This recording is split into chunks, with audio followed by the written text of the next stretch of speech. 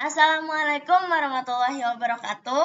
Perkenalkan, nama saya Laila Niesmeta dari Institut Agama Islam Darussalam Martapura, asal Kota Banjarmasin, Kalimantan Selatan. Di sini saya akan membahas tentang pembahasan selanjutnya, yaitu gugatan perceraian dalam Islam. Pembahasan yang akan saya bahas yaitu mengenai dasar-dasar hukum Islam yang berkaitan dengan perceraian dan gugatan perceraian dalam konteks hukum Islam di Indonesia. Yang pertama, saya akan membahas dasar-dasar hukum Islam. Dasar-dasar hukum Islam yang berlaku di Indonesia dan seluruh dunia yaitu Al-Quran dan Sunnah. Nah, Sunnah sendiri merupakan tradisi Nabi Muhammad yang merupakan sumber utama ajaran dan praktik dalam Islam. Hukum ini mengatur berbagai aspek kehidupan umat Islam termasuk ibadah, muamalah yaitu transaksi dan interaksi sosial, hukum keluarga, waris, dan hukum pidana.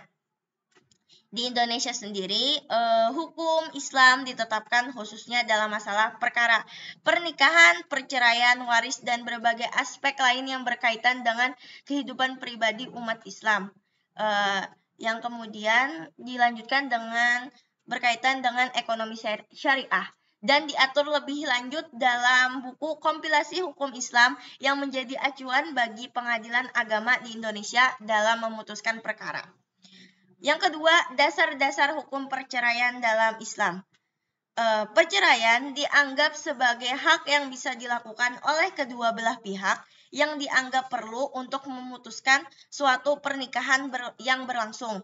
Ada beberapa jenis perceraian dalam Islam. Seperti yang pertama yaitu talak, yaitu perceraian yang diucapkan oleh suami, hulu, yaitu istri meminta cerai dengan kompensasi, dan yang ketiga yaitu taprik, yaitu pengadilan memutuskan perceraian karena alasan tertentu atau sesuatu yang membatalkan pernikahan tersebut.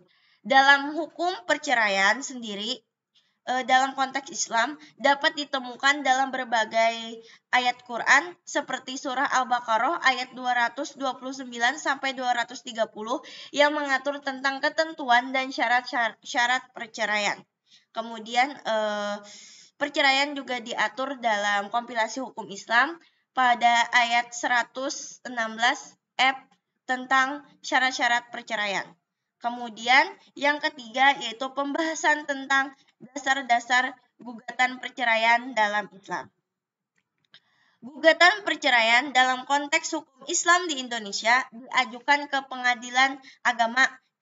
Proses ini diatur dalam kompilasi hukum Islam serta Undang-Undang Nomor 7 Tahun 1989 tentang Peradilan Agama yang telah diubah menjadi Undang-Undang Nomor 50 Tahun 2009.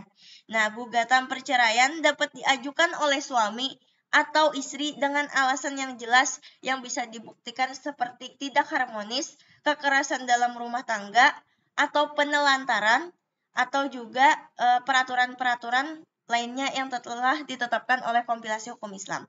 Kemudian pengadilan akan memeriksa dan memutuskan berdasarkan bukti-bukti yang diajukan oleh suami atau istri yang mengajukan serta prinsip-prinsip hukum Islam yang berlaku. Mungkin itu saja pembahasan dari saya. Sekian dan terima kasih.